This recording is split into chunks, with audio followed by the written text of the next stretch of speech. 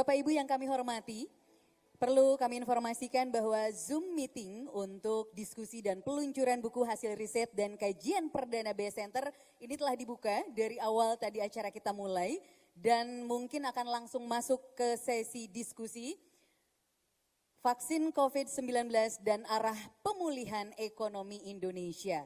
Untuk hal tersebut saya akan mengundang Ibu Moderator. Kami undang Ibu Ana Mustamin Esos MSI selaku anggota Dewan Pakar Brand Society Center yang sekaligus akan memandu, memimpin untuk diskusi vaksin COVID-19 dan arah pemulihan ekonomi Indonesia. Ibu Ana, kami persilahkan.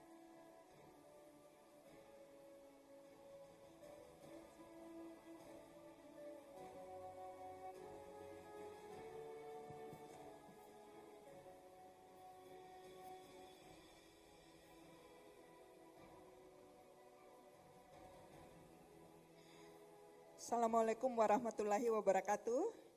Selamat siang dan salam sejahtera bagi kita semua. Bapak Ibu, izinkan saya, Ana Mustamin, 2 kali 60 menit mungkin, akan memandu diskusi kita sore hari ini. Dan ini adalah diskusi hasil riset dan kajian perdana dari BS Center.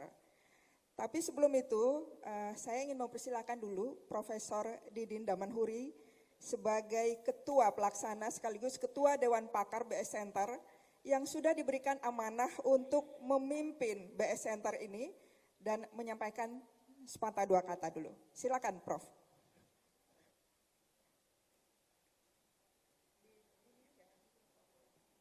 Silakan.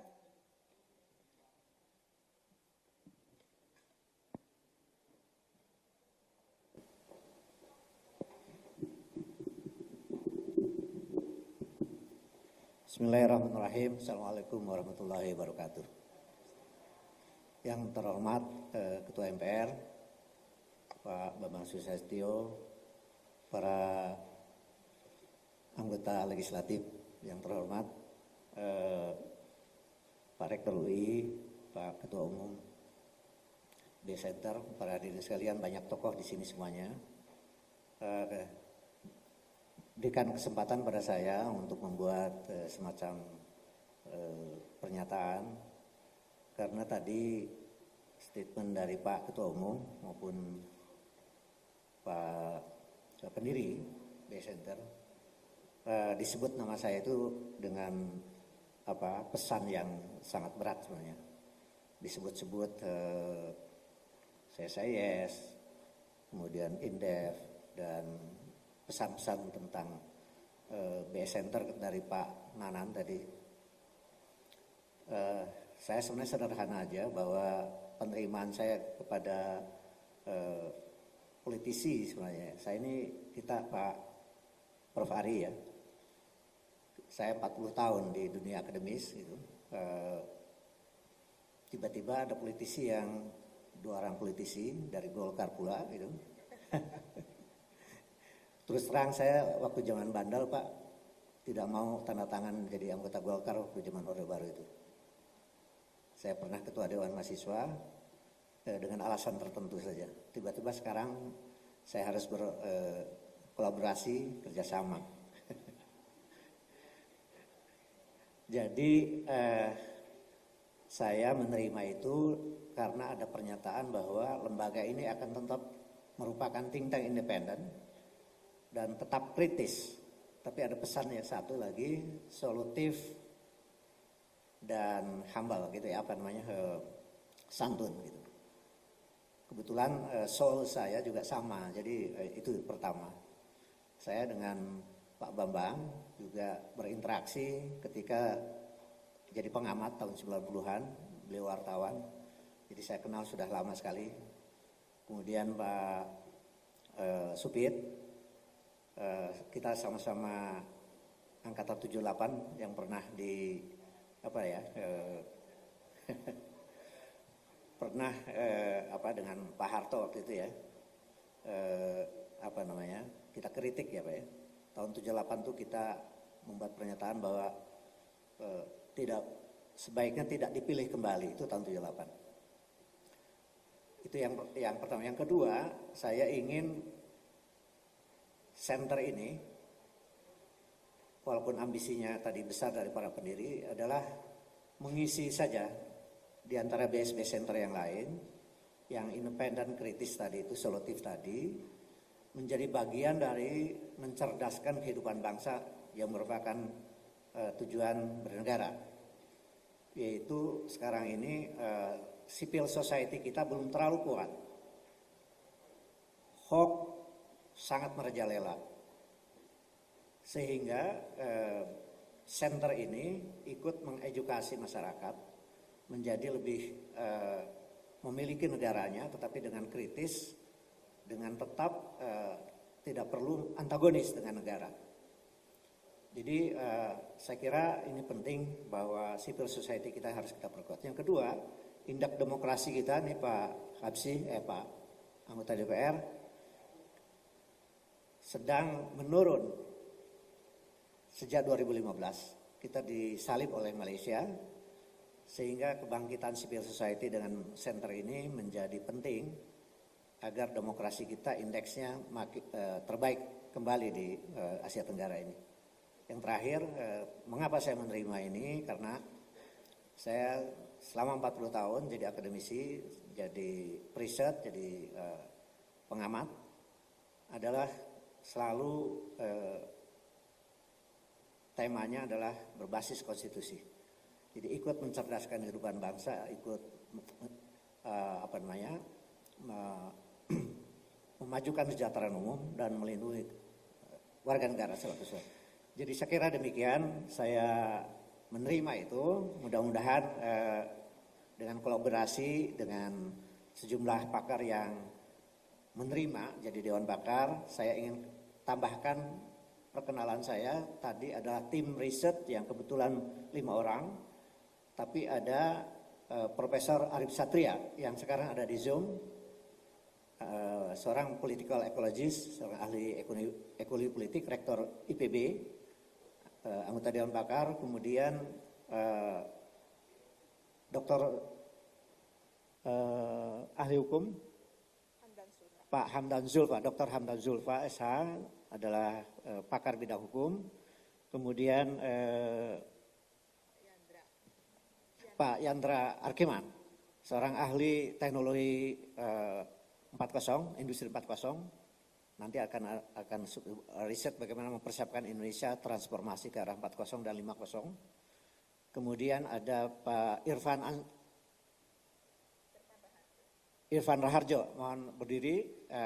Beliau adalah ahli keuangan asuransi, staf ahli Jaksa Agung dan lain sebagainya, dan karyanya juga masuk di dalam buku yang ada di Goodie Bag. Kemudian Profesor Muhammad Firdaus, ahli ekonomi pertanian dari IPB, saya kira berhalangan hadir. Kemudian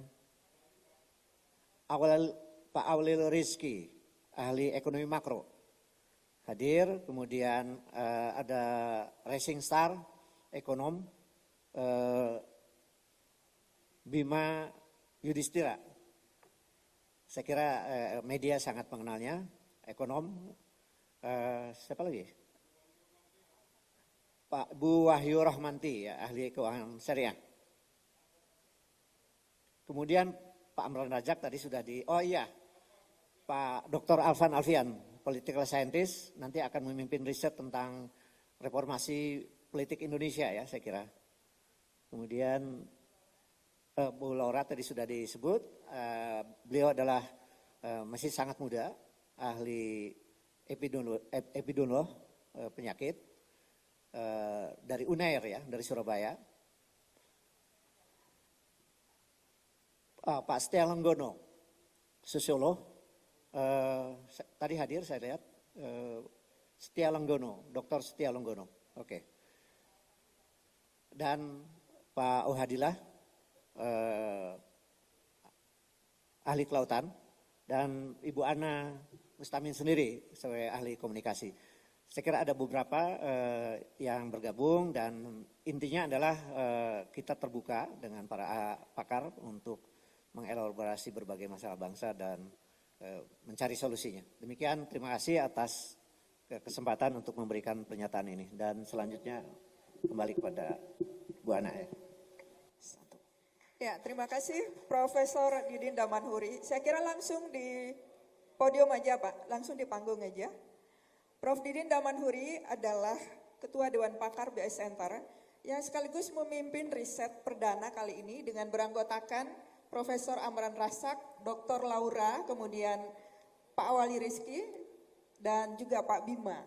Dan sesaat lagi akan mempresentasikan hasil riset yang beliau selenggarakan, dan kita akan mengikuti diskusinya mungkin kurang lebih selama 2 jam ke depan.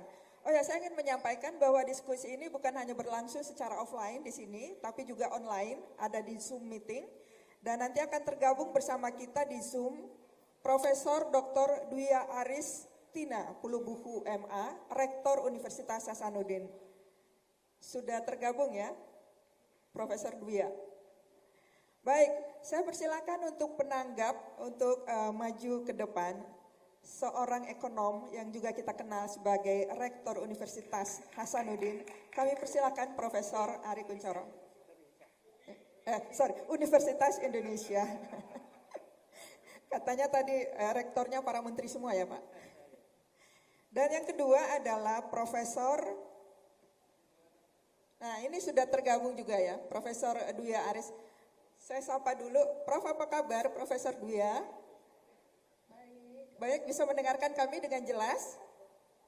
Alhamdulillah cukup jelas. Baik, mudah-mudahan sehat ya Prof. Iya, terima kasih sudah bergabung.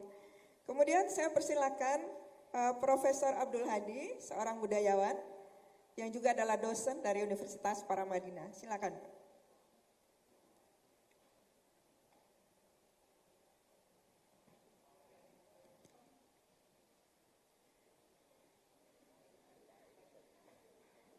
Baik, terima kasih Prof.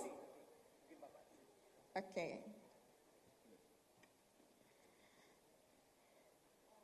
Bagi yang di belakang boleh maju loh ke depan untuk mengikuti diskusi ini lebih intens. Untuk yang pertama, saya persilakan kepada Prof. Didin. Prof. Didin sendiri akan mempresentasikan ya hasil temuan dari BS Center tentang COVID-19, vaksin COVID-19 dan arah pemulihan ekonomi Indonesia. Ada banyak pertanyaan yang mencuat di benak kita mungkin ya. Berbulan-bulan kita sudah mengalami pandemi, ini seberapa lama dan bagaimana kaitannya dengan ekonomi kita. Kita melihat bahwa terjadi kontraksi luar biasa dan kita sudah mengalami resesi. Ini seberapa lama resesi ini berlangsung dan apakah pemulihan ekonomi bisa berlangsung dengan cepat ketika misalnya vaksin COVID-19 ditemukan? Ini adalah pertanyaan-pertanyaan yang saya kira menjadi pertanyaan kita bersama. Dan saya persilakan kepada Prof. Didin Damanhuri untuk menyampaikan hasil temuan dari risetnya. Silakan Prof.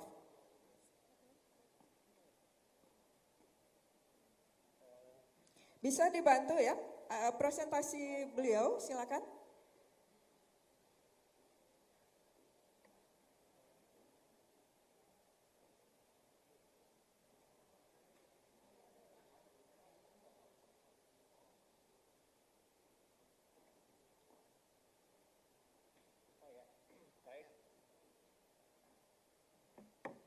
Baik, terima kasih Bu Ana atas kesempatan memaparkan Bapak Ibu dan hadirin sekalian.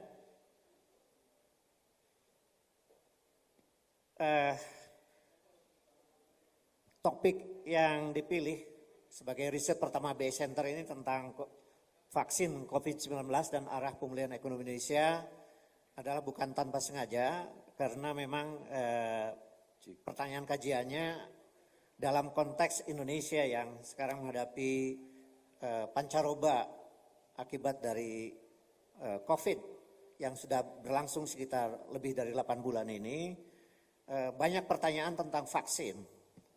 Nah, oleh karena itu kami dengan tim, ada Dr. Laura dari UNER sebagai ahli epidemiolog, bersama juga Profesor Amran Razak, ekonom kesehatan, kerjasama dan kami ekonom, saya kemudian Pak Awalil dan Mas Bima ingin mengungkap sebenarnya bagaimana prospek vaksin yang tengah dipersiapkan pemerintah sekarang ini. Kita tahu banyak pernyataan dari para petinggi negara yang saya kira ada beberapa kualifikasi, apakah itu dari Menko Maritim, dari Menteri Kesehatan, dan dari Ketua Tim COVID sendiri. Sebelumnya, yang kami temukan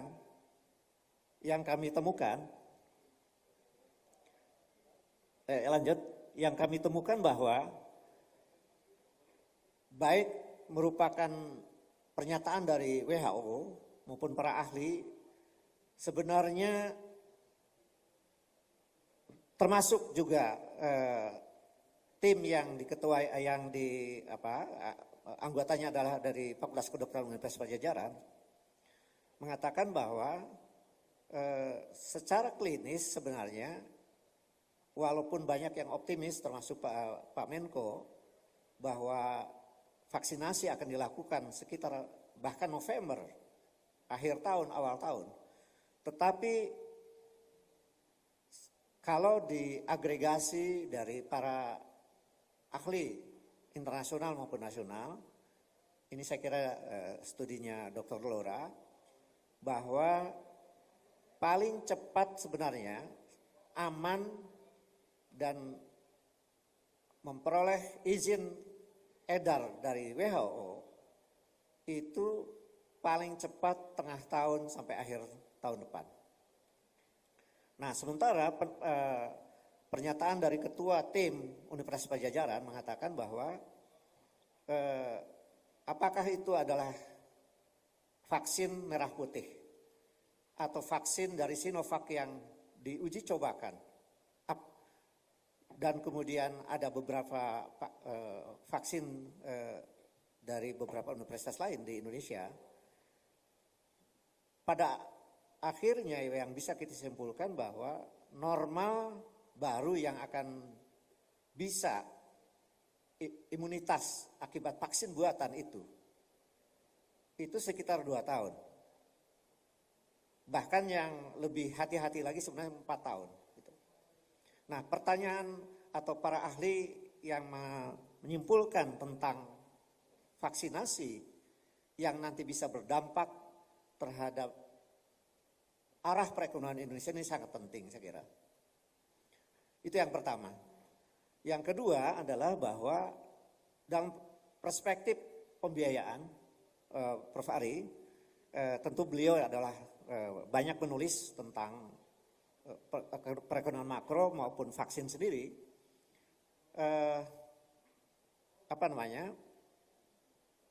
Dari perspektif pembiayaan, kalau kita lihat APBN 2020 itu totalnya yang tersedia adalah 75 triliun. Padahal dalam perhitungan sekitar 67% yang harus di cover oleh vaksinasi massal menghasilkan sebuah angka yang sebenarnya biaya kesehatan yang dibutuhkan sekitar 75 triliun, padahal yang tersedia di dalam anggaran hanya 87 triliun. Nah, apalagi kalau nanti kita lihat dalam RAPBN 2021, biaya untuk kesehatan hanya sekitar 25 triliun. Jadi dalam perspektif yang lebih waras, istilah Pak Bamsud, Pak Ketua MPR, sesungguhnya kita harus hati-hati untuk memberikan kesimpulan pada masyarakat tentang kapan normal baru itu dan berapa biaya yang harus disediakan oleh pemerintah lewat APBN ini sehingga imunitas yang buatan dicapai oleh masyarakat sehingga ketika recovery ekonomi yang diharapkan nanti itu bersifat robust, kuat, tidak berspekulasi. Nah, saran kami sebenarnya kalau lihat pengalaman negara-negara lain yang dianggap kuat, dianggap aman dan bagus pengelolaan COVID-19, seharusnya jubir krisis center itu sebetulnya hanya satu mestinya.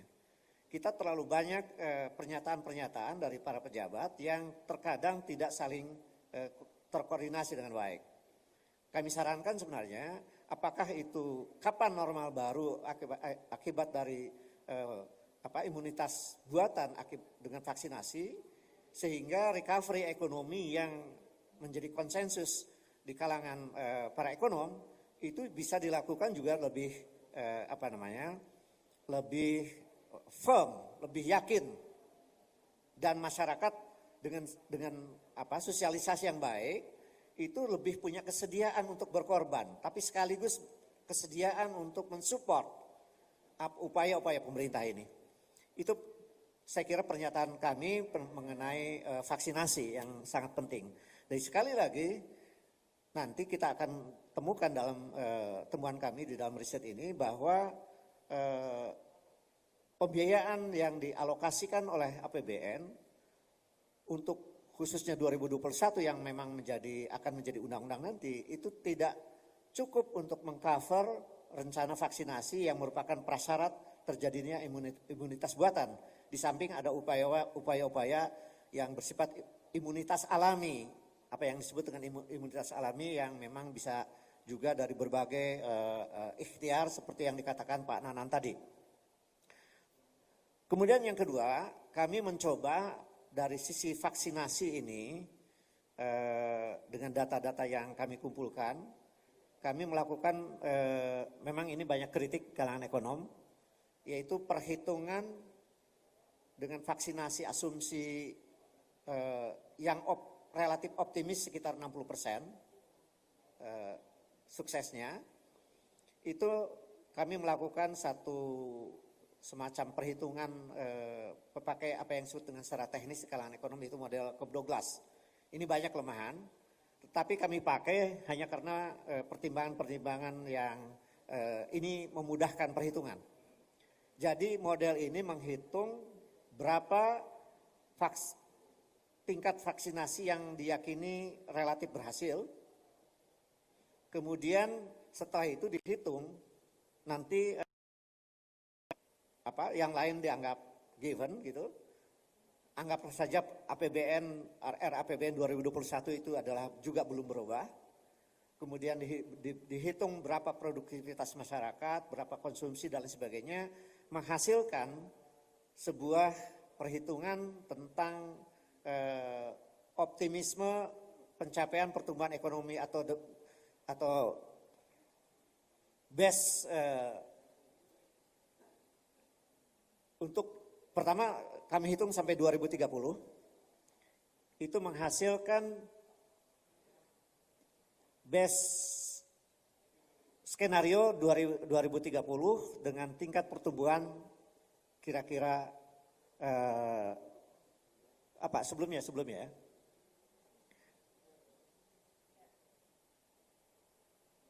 Skenario hampir 4%. Dengan worst skenario sekitar 2%.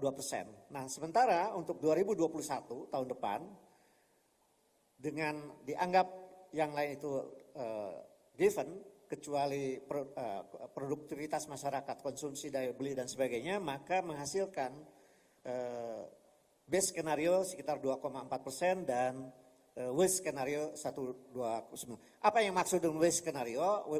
Best skenario adalah apabila alokasi anggaran yang disediakan pemerintah itu relatif efektif mendekati sasaran.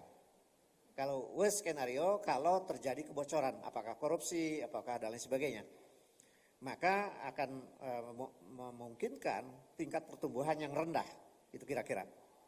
Nah, tapi dengan model Cobb-Douglas ini, kalau saran-saran kami yang selanjutnya dalam perspektif APBN ada perubahan, di mana prioritas-prioritas yang kita lihat nanti adalah kembali seperti business as usual dengan memprioritaskan infrastruktur, termasuk misalnya tentang ibu kota baru dan sebagainya, itu ditunda dan fokus kepada kesehatan, maka tidak mustahil target pemerintah yang ingin mencapai sekitar 5% itu juga bukan sesuatu yang mustahil gitu.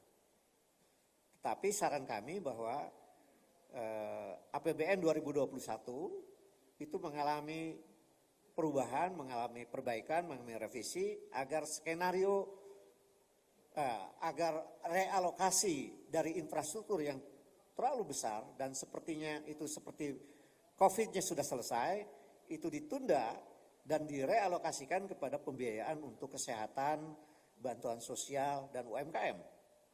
Yang intinya adalah demand side approach istilahnya, yang merupakan pengalaman Roosevelt yang memimpin dunia keluar dari resesi global tahun 30-an, maupun yang dikenal waktu tahun 98 ketika ada krisis regional Asia, itu Thaksin adalah pemimpin yang dianggap paling berhasil di Asia Tenggara, kembali ke recovery hanya sekitar 3 tahun. Karena pendekatannya yang demand side, yaitu memompa daya beli masyarakat, tidak dengan pendekatan supply side yang mengutamakan korporasi dan sebagainya. Jadi kalau pendekatan demand side dan mendongkrak daya beli, itu yang telah dicapai oleh Amerika waktu itu dan akhirnya menjadi keluar dari depresi besar tahun 30-an, ataupun Thaksin, Perdana Menteri Thailand di Asia Tenggara yang paling cepat recovery-nya di Asia Tenggara. Jadi itu yang akan menjadi rekomendasi kami. Selanjutnya temuan kami mudah-mudahan akan kami percepat adalah mengapa kami menyarankan menunda proyek-proyek infrastruktur yang menurut kami dalam waktu 2 tahun ke depan adalah sebaiknya ditunda dan fokus kepada kesehatan, vaksinasi, dan kemudian sampai kepada bantuan sosial dan UMKM. Itu bisa dilihat bagaimana perbandingan antara APBN 2020 yang relatif sudah demand side, menurut saya sudah mengutamakan mendongkrak daya beli masyarakat secara masif, relatif, di mana APBN 2021 terjadi penurunan-penurunan yang signifikan. Apakah kesehatan dari 87 ke 25 itu menurun 71%, perlindungan sosial itu dari 203,9 turun menjadi 110 triliun, turun 45%, sektoral Pemda yang ini yang naik. Kemudian UMKM turun dari 123,4 triliun ke 48,8 triliun, turun 60%. Nah, pembiayaan korporasi juga turun. Kemudian insentif usaha juga turun. Nah, padahal kunci-kunci di mana resesi terjadi tapi ada perbaikan dari 5,32% minus semester 2 menjadi hanya 2,49 Pak ya, 3,49 sorry. Tapi jelas ada perbaikan, itu karena prioritas terhadap kesehatan, mendongkrak daya beli dengan bantuan sosial dan UMKM. Nah ini nampaknya di RAPBN 2021 ada pengurangan fokus terhadap 3 hal yang mendongkrak daya beli atau demand side tadi. Ini catatan kami. Selanjutnya tolong dilanjut. Nah ini anggaran infrastruktur yang dengan Kementerian dan KL, Pak Ari bisa juga supaya tidak ini bisa ke sini Pak, sebelah sini Pak. Pak Ari, Prof Ari bisa ke sebelah sini. Supaya tidak. Baik, ini yang dimaksud peningkatan infrastruktur. Nah infrastruktur ini secara total malahan mencapai 414 triliun. Adalah jumlah yang relatif kolosal ya, dikala pandemi belum selesai.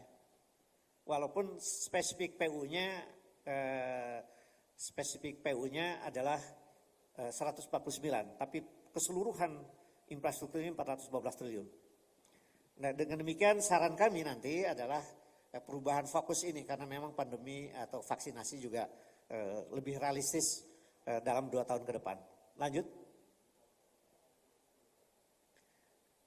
Nah, ini belanja juga yang agak naik, walaupun ini bisa diperdebatkan apakah kenaikan biaya dari PUPR, Pertahanan dan Polri yang juga naik. Lanjut. Nah,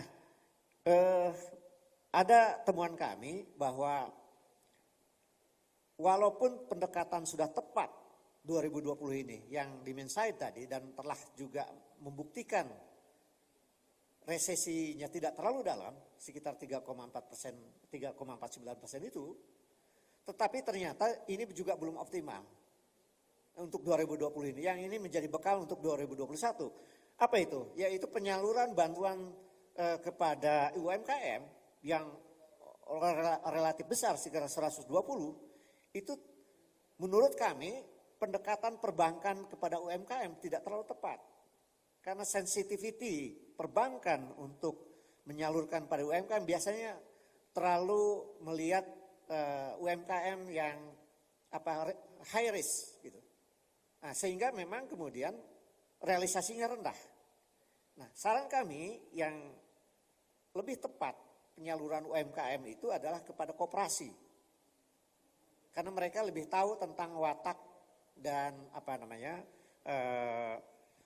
UMKM seperti apa, itu adalah koperasi gitu. Bisa dilihat misalnya pembiayaan tingkat realisasinya yang masih relatif sangat rendah ya, yang sangat rendah. Lanjut.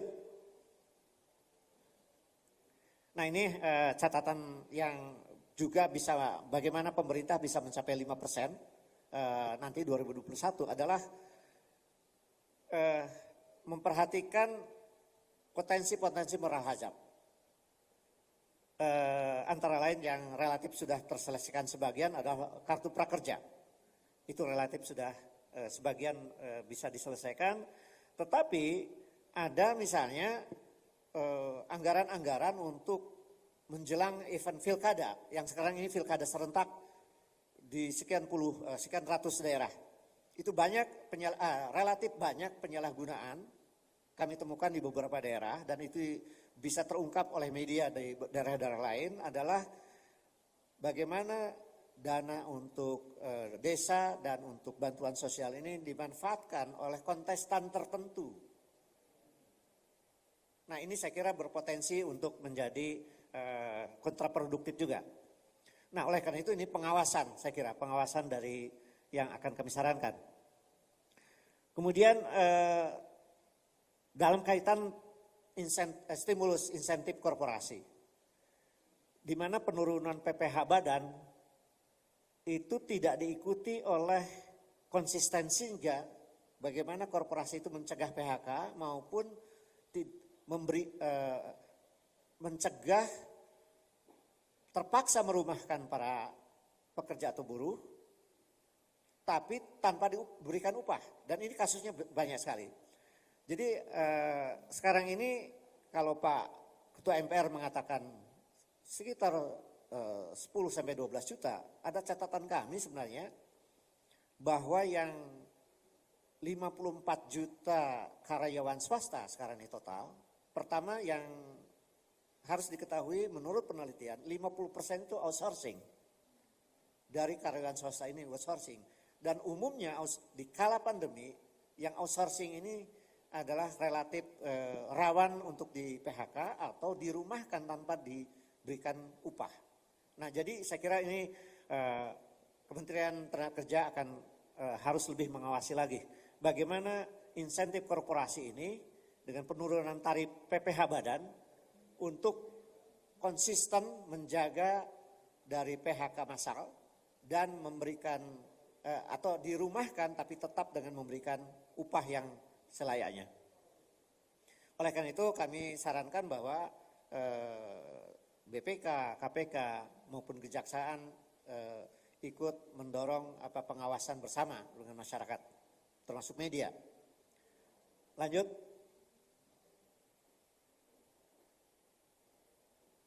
Ini catatan yang akhir ini adalah pertanyaan yang relatif belum diungkap di masyarakat bahwa seberapa jauh fundamental ekonomi kita kuat menghadapi katakanlah 2 tahun atau 4 tahun normal kembali, sekitar 2 tahun gitu.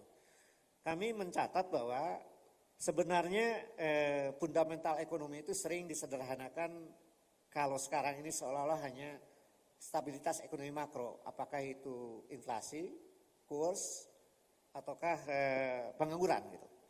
Padahal fundamental ekonomi secara lebih luas adalah menyangkut juga utang luar negeri misalnya, yang ada kaitan dengan defisit transaksi berjalan.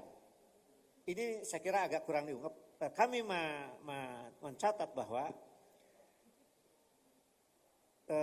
defisit transaksi berjalan dengan utang luar negeri itu sebenarnya sudah berlangsung sebelum pandemi. Nah, dan ukuran yang kurang dipakai dan oleh media sekarang adalah debt service ratio. Jadi seberapa kemampuan ekspor kita, rasionya terhadap cicilan utang dan bunga. Nah, coba ada beberapa tahun, dan terakhir ini DSR kita sudah sekitar 38%, menurun sedikit dibanding 2019, tetapi menurut proyeksi tahun berikutnya 2021 akan mendekati 45%, akan mendekati 45% DSR ini. Nah, ini agak melewati ukuran-ukuran IMF maupun debt relief world ya, yang itu ukurannya memang 63%, tetapi yang disarankan sebenarnya 28%. Jadi agak melebihi cukup besar ya, dengan nanti mencapai DSR yang 45% itu. Lanjut. Ini hanya gambaran bahwa yang harus diperhatikan bukan hanya utang pemerintah, sekarang ini utang swasta sudah lebih tinggi dari utang pemerintah. Angkanya sekitar 230-an ya, Pak Awalil? Pak Awalil? 210-an, sementara pemerintah kurang ya. Jadi swasta ini terakhir ini sudah melebihi utang pemerintah. Nah, sehingga kalau kita rupiahkan, utang ini sudah melebihi 6.000 sedikit ya. 6.000 triliun kalau kita rupiahkan. Nah, saya kira ini harus kita berikan warning. Lanjut. Demikian juga penerbitan, saya kira kita paham pemerintah dengan burden sharing terakhir ini koordinasi lebih baik dan itu menangani pandemi saya kira baik saja. Bagaimana BI membeli surat utang negara dari pasar primer, it's okay. Tapi problemnya harus diperlihatkan bahwa ini efektif. Di samping ini harus ada juga batas waktu. Lanjut. Nah, ini pemerintah sendiri mengakui bahwa sebenarnya resiko yang tertinggi dari beberapa variabel titik ini yang paling kanan ini adalah impact-nya dan yang ini adalah kemungkinannya, maka yang paling tinggi resiko adalah resiko pemulihan ekonomi nasional ya, tertinggi itu memang ini punya resiko yang paling tinggi. Tapi ini akan pandemi, memang harus dijalani. Tetapi ada lagi resiko itu D itu adalah resiko utang. Jadi ini warning yang kami maksud sebenarnya sudah diakui oleh pemerintah juga. Saya kira kita harus dorong solusinya bagaimana. Karena kami nanti di akhir akan memberikan semacam beberapa pemikiran untuk menggali potensi-potensi baru untuk supaya pembiayaan ini tidak terlalu menekan struktur utang kita. Lanjut. Nah ini juga mengapa kan ini fenomena pasca Orde Baru ya, Pak, era reformasi ini sumbangan pertama industrialisasi kita sumbangannya di akhir Orde Baru itu 29%. Terakhir 2019 itu sudah di bawah 19%. Jadi ada fenomena apa yang disebut dengan deindustrialisasi di mana jasa tapi jasanya tidak seperti di negara maju. Adalah jasa-jasa yang tidak terlalu menyumbang kepada employment creation, penciptaan kesempatan kerja. Waktu zaman Pak Harto rata-rata 1% pertumbuhan ekonomi sekitar 600.000. Tapi terakhir ini di era reformasi itu di bawah 200.000, bahkan terakhir itu hanya 120.000 dari 1% pertumbuhan ekonomi. Nah, oleh karena itu ini menjelaskan mengapa kita mengalami nanti ketimpangan di mana industriasi besar-besaran yang terjadi ini tidak terlalu mendorong penciptaan kesempatan kerja yang baik. Nanti kita punya kesempatan pandemi ini adalah men-switching agar orientasi pembangunan ini makin berorientasi pada penciptaan yang padat karya. Yang padat karya. Lanjut. Ini rasio pajak yang sempit yaitu pajak pendapatan, beberapa jenis pajak yang sudah dicatat oleh APBN, tapi pajak yang lebih luas adalah pajak SDA. Nah ini saya kira penurunannya terus terjadi apalagi pandemi, sekitar 84% rasionya, padahal sebelumnya kita pernah mencapai sekitar 12%. Saya kira ini kita harus dorong kembali nanti, terutama kalau era normal sudah bisa dicapai, agar prioritas tax amnesty yang kemarin relatif cuma sudah berhasil untuk makin diulang lagi dengan tax amnesty yang lebih menyeluruh karena belum semuanya tercover. Lanjut. Nah, akhirnya kita mencatat beberapa kesimpulan bahwa dari sisi kesehatan tadi bahwa lebih baik hati-hati dan tidak tergesa-gesa vaksinasi massal itu.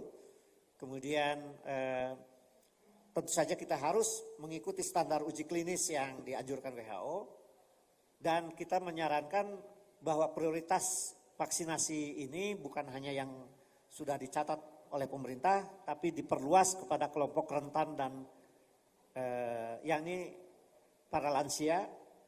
Lansia ini kita ya, kita termasuk ya. Lansia kan. Dan pasien dengan penyakit bawaan.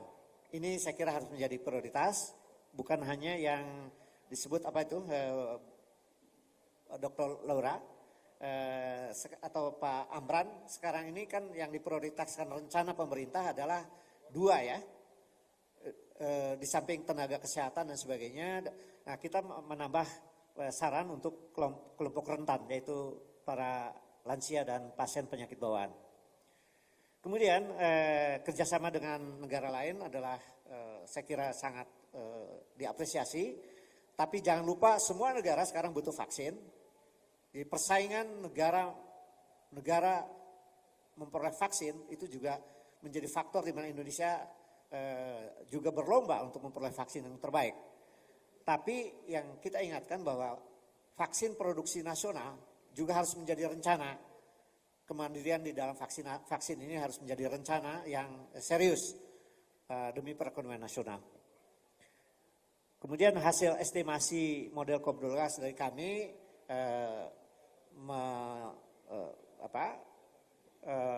menghasilkan suatu base skenario untuk tahun 2021 2,41% dan worst skenario 1,20. Ini bisa karena asumsi perhitungan ini dianggap tetap. Oleh karena itu kalau RAPBN 2021 diprioritaskan kepada kesehatan, difokuskan pada kesehatan dan peningkatan daya beli UMKM dan sebagainya, saya kira skenario di atas itu apakah 4% atau 5% bisa saja dicapai di dalam pertumbuhan ekonomi nasional tahun 2021. Lanjut.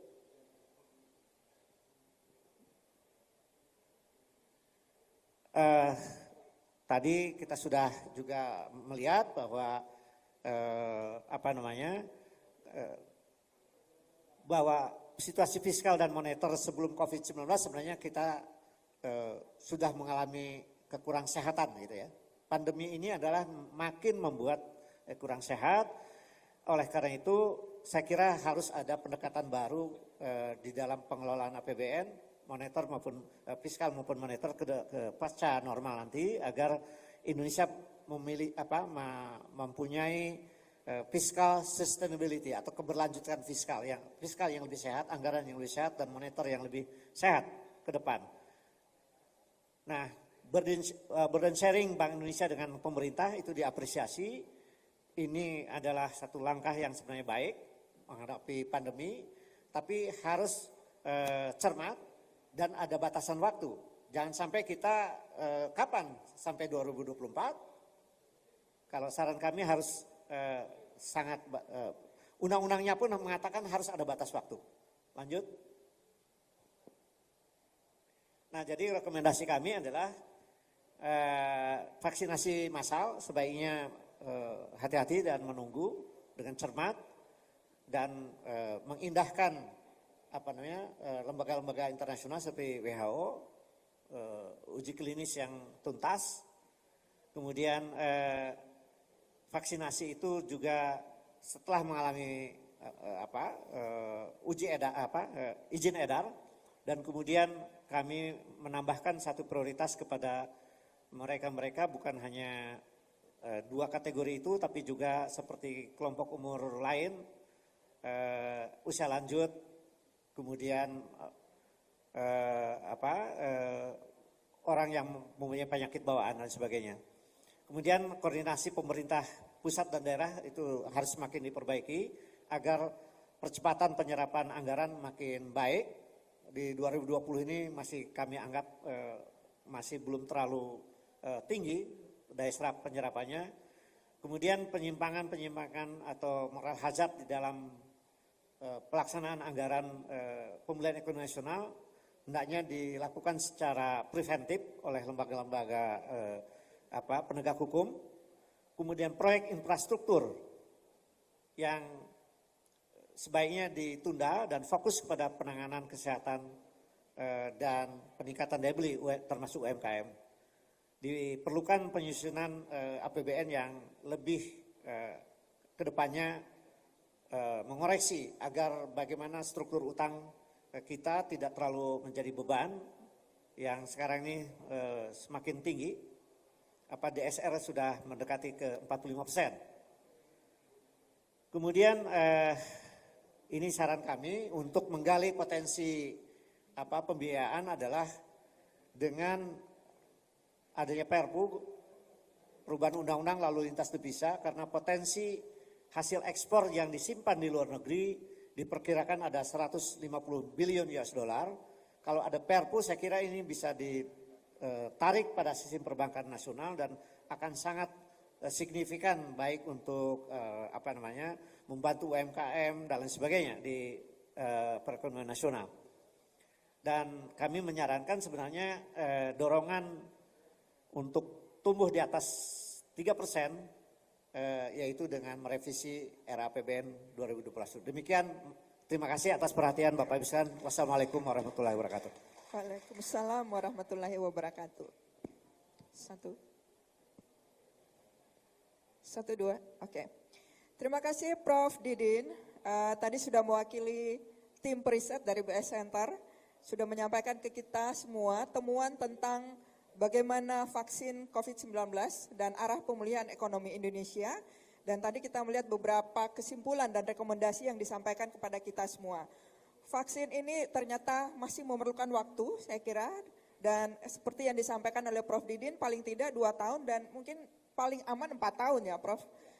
Nah, sementara di satu sisi kita melihat bahwa postur APBN untuk tahun depan itu tidak mencerminkan pemulihan ekonomi dari sisi kesehatan dan sepertinya masih dikelola secara as usual ya, dengan misalnya alokasi anggaran terhadap infrastruktur masih sangat tinggi.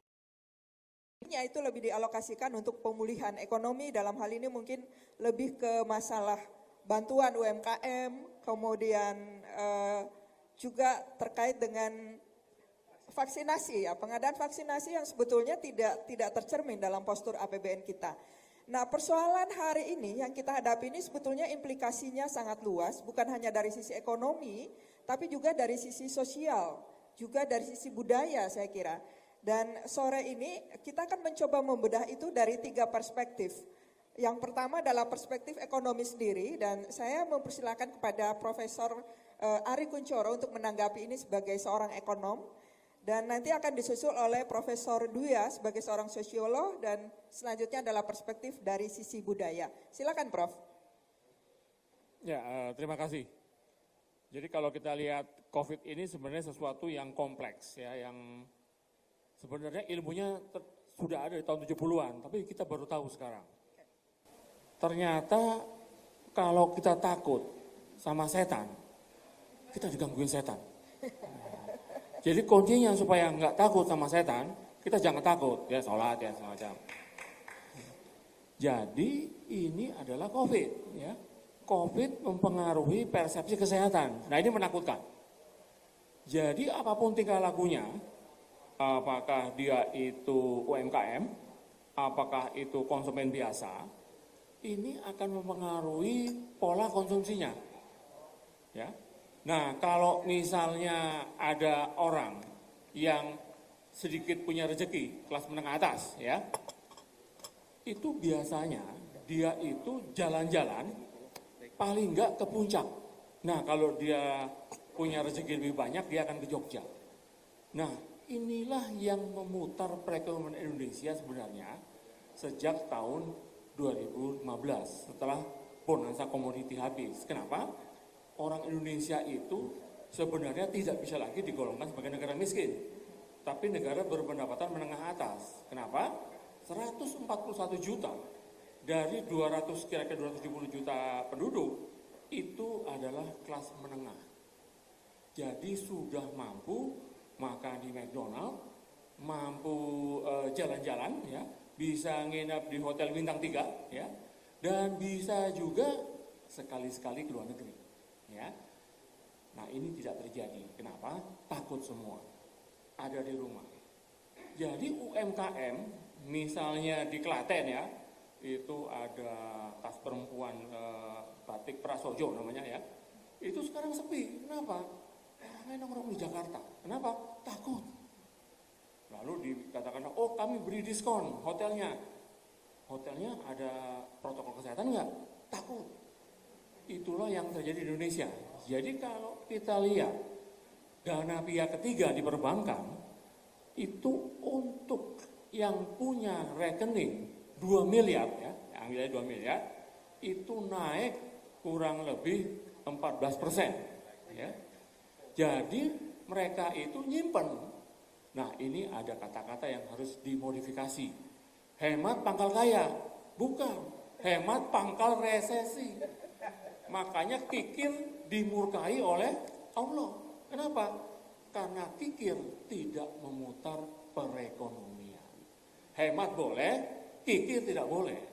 Nah sekarang kikir atau hemat? Nah ini karena takut COVID. Nah jadi setengah-setengah ya. Nah jadi solusinya adalah pada protokol kesehatan. Ya, inilah yang membuka mata kita. Waktu ada analisa bahwa oh, kalau begitu kita tutup aja perekonomian Eropa. Oke, kita lihat sebagai eksperimen kebijakan. Berhasil, tapi begitu perekonomian dibuka, ya namanya juga anak-anak ya, di asrama ya biasalah pesta-pesta ya, kemudian di downtown itu dugem ya, di pantai macam-macam, Sehingga kita baca bahwa pemain bintang Liverpool segala macam positif COVID. Pasti tingkah lakunya yang sangat beresiko itu. Ya. Intinya apa?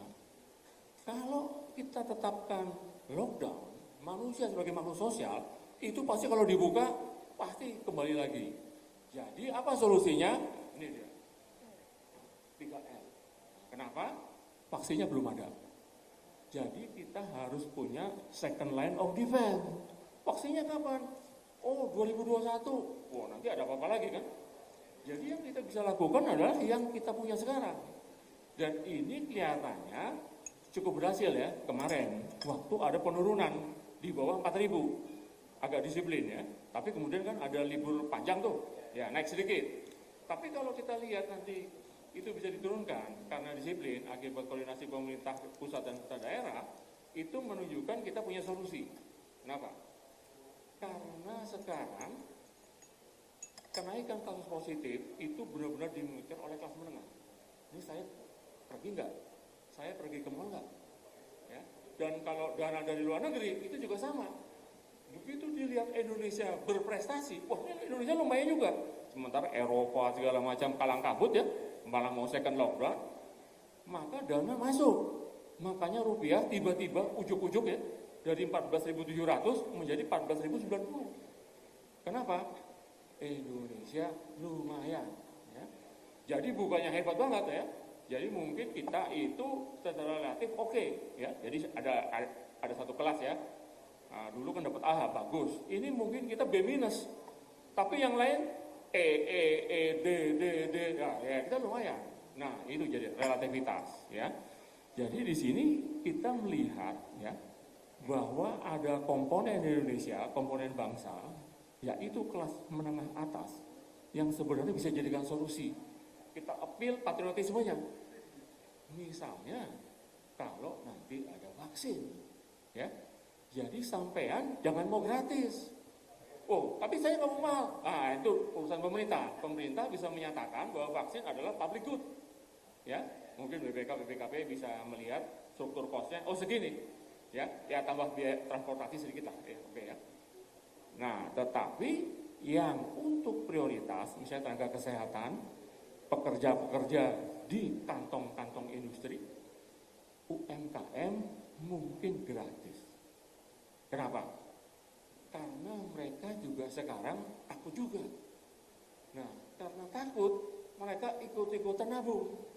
Jadi kalau ada bantuan, belum tentu dibelanjain, padahal kan dikasih uang, maksudnya dibelanjakan supaya muter perekonomian. Mereka takut juga.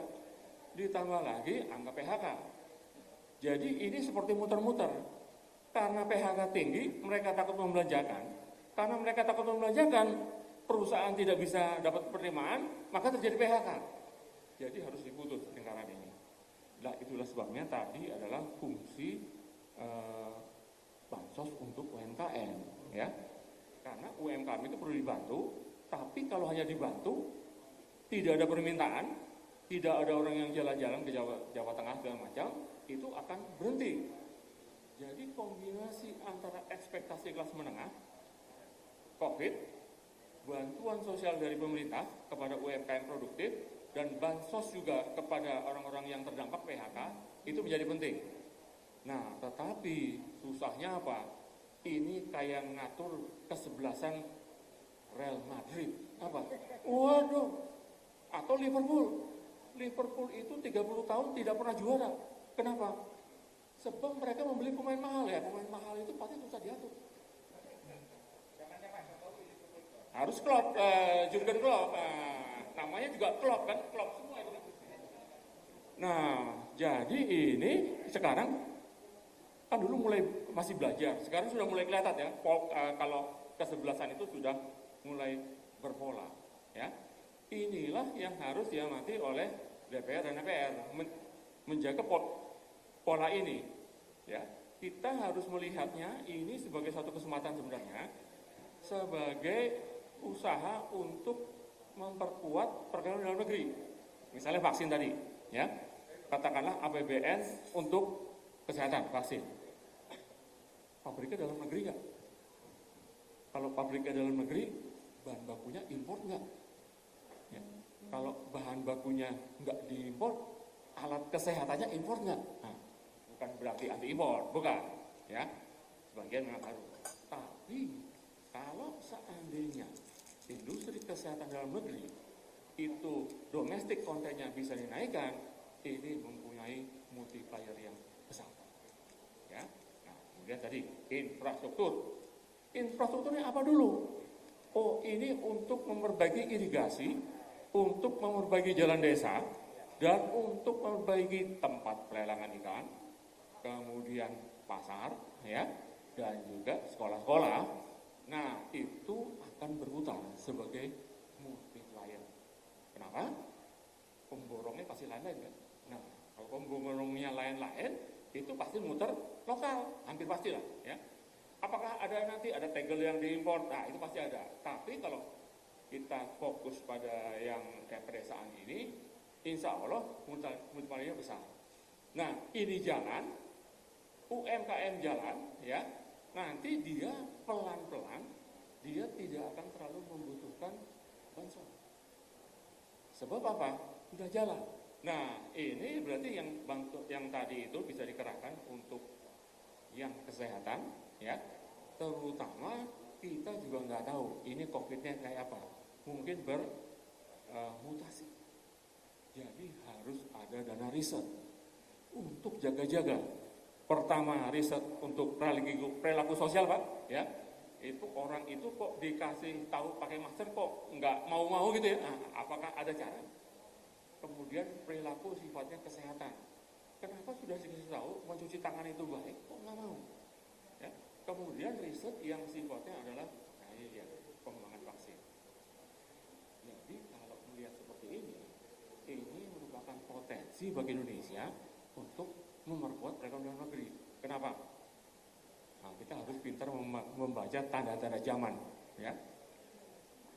Menteri Luar Negeri Amerika datang ke Indonesia. Sebelumnya datang ke India, Sri Lanka, Indonesia baru ke Vietnam. Tujuannya apa? Dia mau bilang, Pak, hati-hati, ini ada konflik dagang yang bisa eskalatif. Pak Pompeo kan, tapi kemudian kan yang menang Biden. Tapi apakah akan berubah? Enggak. Intinya apa? Ini perang dagang ini bukan sekedar perang dagang.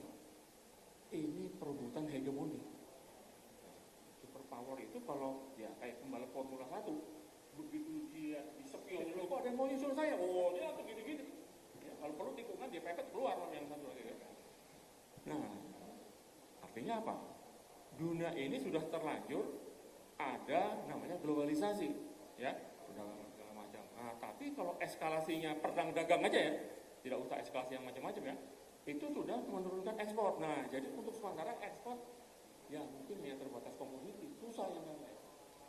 Jadi kita harus kembali lagi ke perekonomian dalam negeri. Inilah yang disebutkan sebagai tadi ya, multiplier segala macam, linkage antara industri menengah, industri besar, industri menengah dan UMKM, dan juga cinta produk Indonesia. Nah, ini yang kita lihat ya dalam siaran-siaran namanya Japan Hour. Mereka itu sangat bangga, wah ini produk lokal. Wah ini sate Batibu di Tegal, oh bangga gitu ya. Dia nggak pernah makan steak, nggak pernah, pokoknya saya. Ini juga harus diterapkan. Karena apa? Akhirnya perilaku-perilaku inilah yang membuat kita menjadi kuat. Ya, jadi kita mesti siap-siap. Selain ada COVID, ini ada sesuatu. Isunya keripik. Ya. Tanda-tandanya sudah banyak. Ketegangan di Himalaya, perbatasan antara Cina dan India. Ketegangan di Natuna. Kemudian Taiwan. Belum lagi di Jepang. Ya. Kita nggak tahu Korea Utara. Jadi kita siap-siap semua. Nah, itu yang kita sebut sebagai resiko deglobalisasi atau decoupling. Bisa terjadi karena virus, bisa terjadi karena adanya superpower baru yang saling bersaing. Nah, ini jadi konteksnya sangat luas. Indonesia bagaimana? Indonesia jangan takut. Penduduknya 270 juta. Ya, jadi ada mesin pertumbuhan dalam negeri. Loh kok selama ini kok kita nggak, nah kita mungkin dulu terlalu terlena dengan, wah yang penting stabilitas makro, ada ini, pokoknya pertumbuhan 5% beres. Nah, Sebenarnya sekarang pertumbuhan berapa tadi Pak? 2,5% sebenarnya nggak apa-apa. Asal muternya dalam negeri. Ya. Yang penting inflasinya rendah. Ya. Jadi kalau pertumbuhan 3%, 4%, inflasinya rendah, oke lah. Nanti pelan-pelan dinaikin. Jadi ada resiko dari kita kalau digas itu tiba-tiba cepat Pak. Ya. Jadi lebih baik istilahnya itu kalau V-nya jangan tajam gini, ya. Lebih baik gini, step by step ya. Karena kita juga mengetahui bahwa kalau terlalu cepat nanti yang naik itu bisa inflasi sama impor. Lebih baik rada alon-alon asal kelakon, yang penting terjadi peningkatan kualitas dari pertumbuhan. Saya rasa gitu Bu Moderator, terima kasih. Baik, terima kasih Prof. Ari Kunchoro sudah menanggapi tadi. Yang menarik di awal itu ternyata hemat pangkal resesi ya Prof. Dan kuncinya adalah selama ekspektasi kelas menengah bisa terpenuhi, kemudian UMKM bisa berjalan secara produktif, itu bisa menolong kita untuk periode ini ya. Dan jangan lupa vaksin adalah bagian dari geopolitik juga Prof ya. Baik, selanjutnya kita akan mendengarkan tanggapan dari Prof. Dwi Aristina Pulubuhu yang saat ini terhubung dengan kita di Zoom. Iya, terima Ya. kasih Bu Ana. Oke, silakan. Assalamualaikum warahmatullahi wabarakatuh. Waalaikumsalam warahmatullahi wabarakatuh. Ya, selamat sore. Yang saya hormati tentu Pak Bambang Susatyo sebagai pendiri BS Center dan para pembahas Prof. Ari, Prof. Abdul Hadi dan tentu para peneliti, Ketua BS Center, para peneliti dan seluruh peserta. Ya, saya akan membahas tentu dari sudut perspektif sosiologisnya. Saya kira saya coba share slide. Apakah sudah bisa ditangkap, Bu Ana? Iya, sudah Prof. Silakan. Baiklah. Oke, bahasan saya tentu lebih ke aspek sosiologisnya ya, sosiologi sosial ekonomi lah. Jadi pertama ya saya melihat kajian ini cukup ya, lanjut ya Yuyun. Kajian ini cukup cukup kritis dan analitik menurut saya, karena berdasarkan data-data yang relevan, lengkap dengan beberapa usulan solusi terkait tadi luar biasa. Walaupun dari segi metode kajian kita nggak dapat lanjut. Ya, next.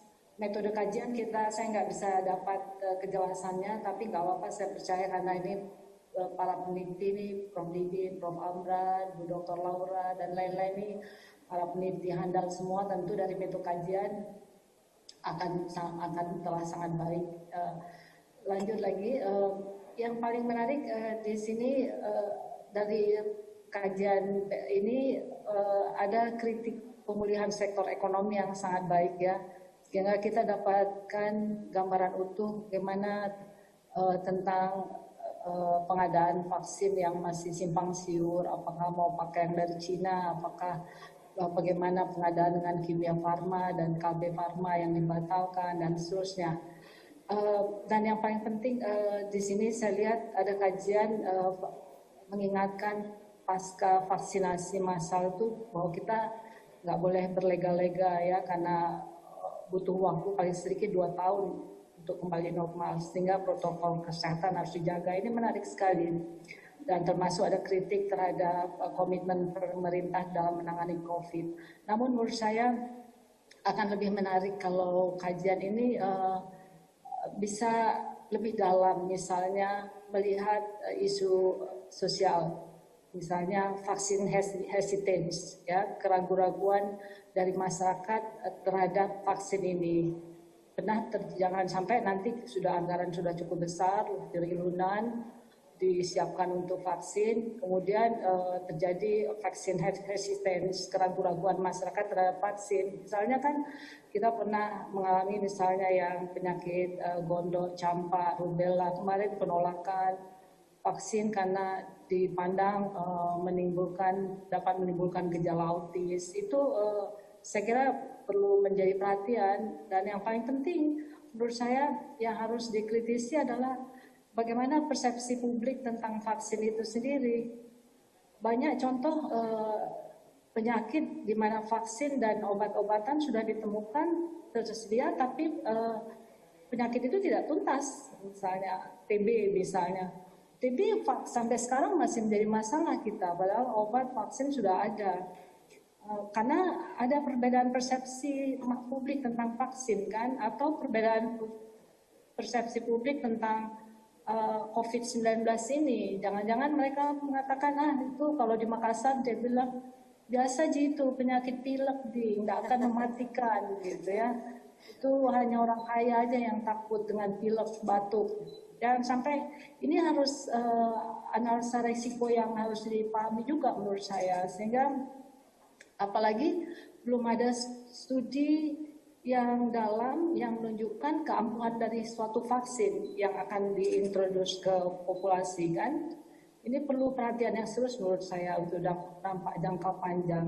Dan yang paling penting bagi hal lain, siapa sebenarnya kelompok yang paling rentan penerima vaksin? Tadi dari studi sudah mengatakan ya punya penyakit bawaan, kelompok usia tua.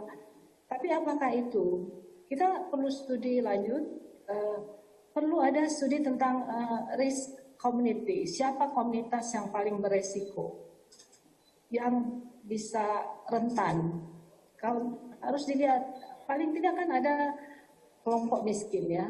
Miskin yang kapan? Miskin yang sudah ada sebelumnya atau kelompok miskin baru? Siapa mereka kelompok miskin baru? Itu bisa interseksi dengan kalau mereka merupakan pasien dalam pengawasan atau OTG, identifikasi mereka siapa yang paling rentan, ada kelompok baru yang mana yang paling rentan. Dilihat juga dari kategori sosialnya, demografinya, kategori tempat tinggalnya, jenis kelamin dan sebagainya. Harus ada studi serius sehingga ketika menetapkan siapa duluan tidak ada konflik di arus bawah dari klaster-klaster masyarakat yang diabaikan justru duluan. Saya kira itu paling penting. Yang lanjut, yang saya suka dari studi ini adalah ada analisa resiko. Ya, misalnya melihat kesiapan pemerintah masih lemah dari struktur ekonomi yang masih rapuh. Analisa kajian tadi dipaparkan, providen APBN yang belum sehat dengan beban rasio hutang dan sebagainya dan lain-lain. Tapi menurut saya ya paling bagus kalau dilengkapi dengan kajian mendalam tentang resiko faktor yang lainnya. Yang tadi saya lihat perbedaan persepsi, bukan di tingkat publik aja. Resiko perbedaan persepsi antar pemerintah, interdepartemen, tentang vaksin, tentang pemulihan ekonomi. Ya nggak usah susah-susah, kita lihat ada konflik antara pemerintah kan, misalnya di Jawa Timur antara pemerintah provinsi dan pemerintah kabupaten. Jadi ada konflik koordinasi. Ini resiko-resikonya menjadi penting. Jadi ketika vaksin ada, harus sudah ada kesepahaman antar departemen dan kesepahaman pada publik tentang distribusi vaksin ini.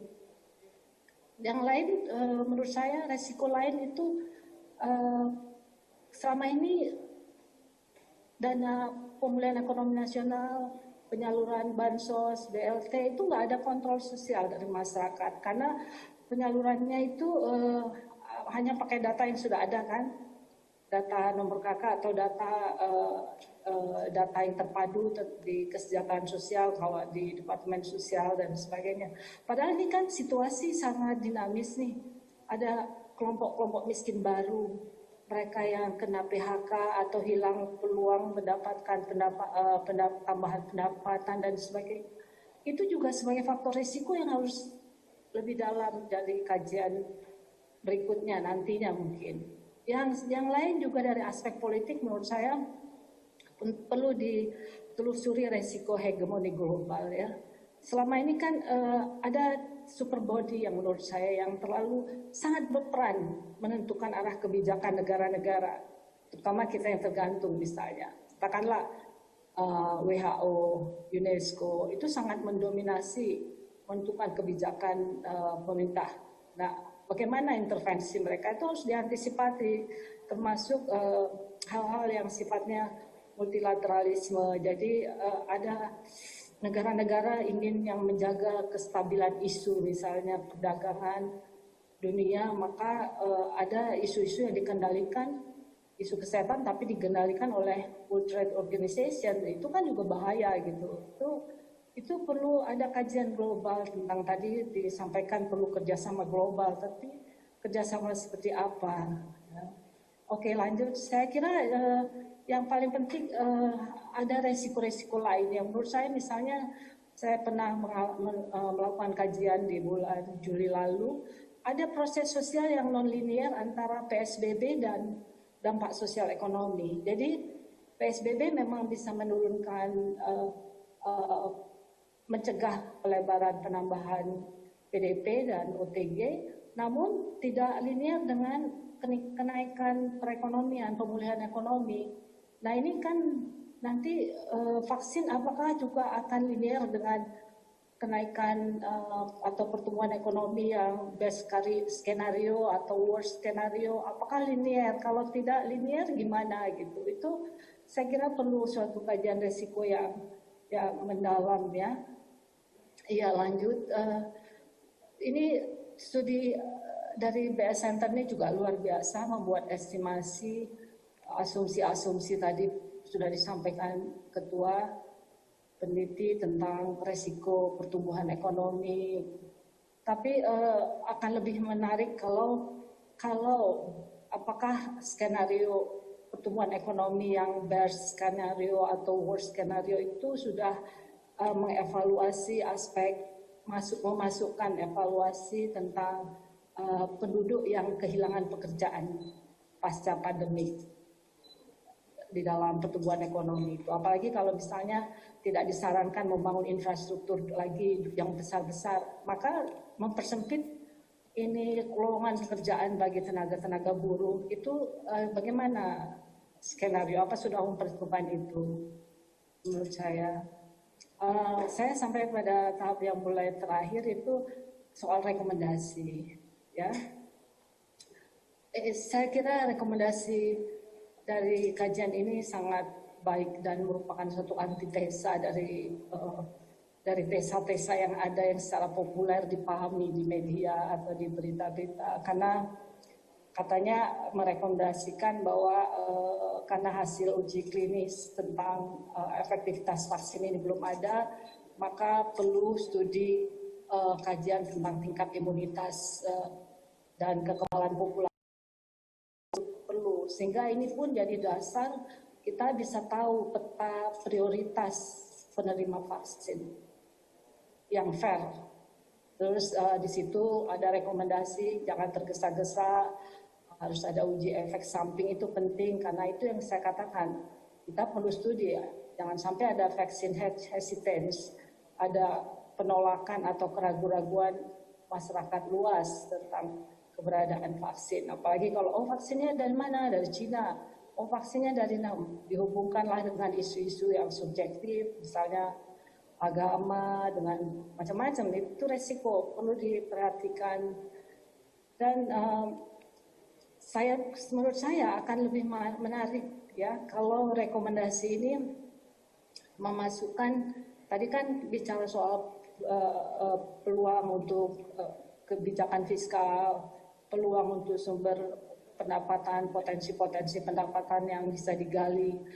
Saya dari aspek sosial ekonomi, menurut saya ini perlu kehati-hatian karena kalau ada intervensi fiskal itu nggak boleh merata menurut saya. Kebijakan fiskal daerah itu harus berbasis pada masalah dan kebutuhan daerah atau region, sehingga anggaran termasuk akan mempengaruhi anggaran bantuan, anggaran stimulus-stimulus yang turun dari daerah.